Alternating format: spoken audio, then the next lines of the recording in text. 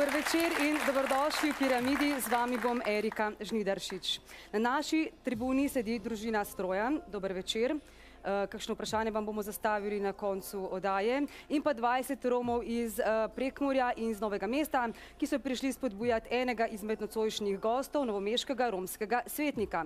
Tako se bodo za mesto v polfinalu nocoj potegovali Zoran Grm, Zmago Jelinčič in igralka Tina Gorenjak.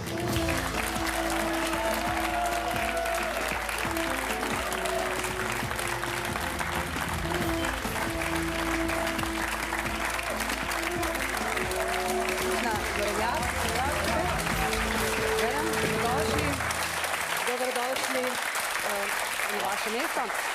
Kako boste torej glasovali? Če kličete za Zmaga Jelinčiča z mobilnih telefonov, lahko se seveda usedete. Prosim, če se usedete, 3131. In če kličete stacionarnih telefonov, 0909333011. Če kličete za Zorana Grma, 3132, mobilni telefoni in stacionarni telefoni, 0909333012. In še za Tino Gorenjak, mobilni telefoni, 3133 in 0909333013. Uvodno minuto pri prvi temi bo imel Zoran Grm. Pripravite se. Torej, mi začenjamo zares. Prva tema, poslanci Svete krave. Branimir Glavaš je prvi poslanec Hrvaškega sabora, ki je osumljen vojnega zločina nad srbskimi civilisti, postal brez poslanske imunitete. Čeprav živimo v državi, v kateri naj bi bili pred zakonom vsi enaki, je pri nas imuniteta eden najbolj zlorabljenih privilegijev. Neslavni rekorder je Zmago Jelinčič, ki je bil v zadnjem desetletju osumljen številnih kaznivih dejanj. Med drugim je uničil lisice, domnevno obrekoval in žalil, v Tržiču streljal v zrak, bil osumljen nasilništva in celo poskusov umora. V tem času je imuniteto dobil kar 11-krat. Torej, vi lahko glasujete tudi večkrat med temo, namreč vi boste odločili, kdo se bo vrstil v naslednji krog. Imate pa seveda tudi danes možnost dobiti 150 000 dolarjev, če boste glasovali za zmagovalca. Gospod Grm, izvolite. Ja, lep dober večer, vsem skupaj. Želim gledalcem in gledalkam. Pozdravljam tudi celo Slovenijo in svoje Rome.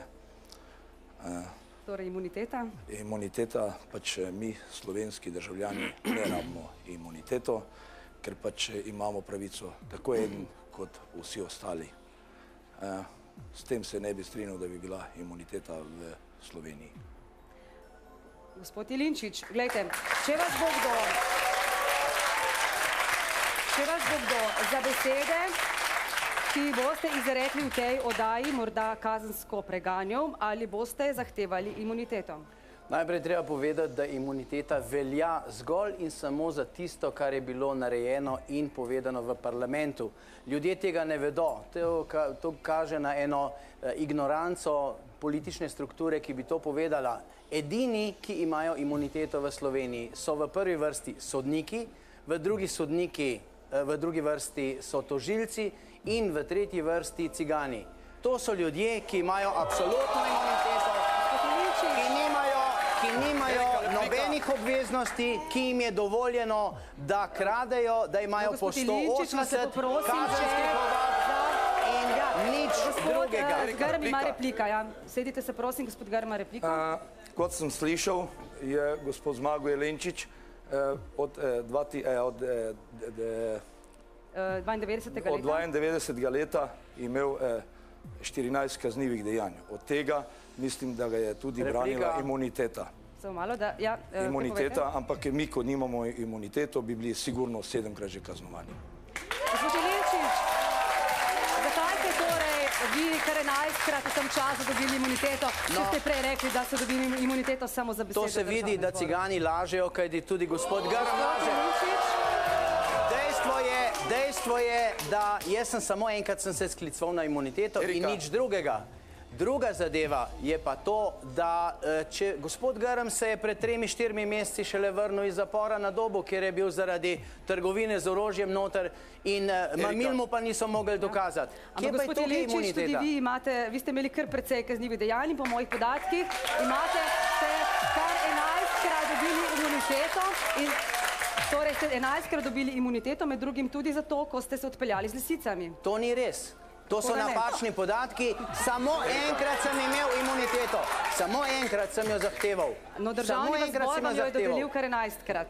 To je druga zadeva. Drugače pa poglejte imuniteto, kaj pomeni imuniteta. Jaz sem smel pripeljati samo 3 ljudi sem, cigani so jih pripeljali 20. Glejte, gospod Jelinčič, ja, samo malo, gospod Geram. Glejte, gospod Jelinčič, glede na to, da ta vaša beseda cigani očitno žali ljudi, ki so tukaj noter, vas lepo prosim, če se lahko temu izogibate in pač uporabljate besedo Rom.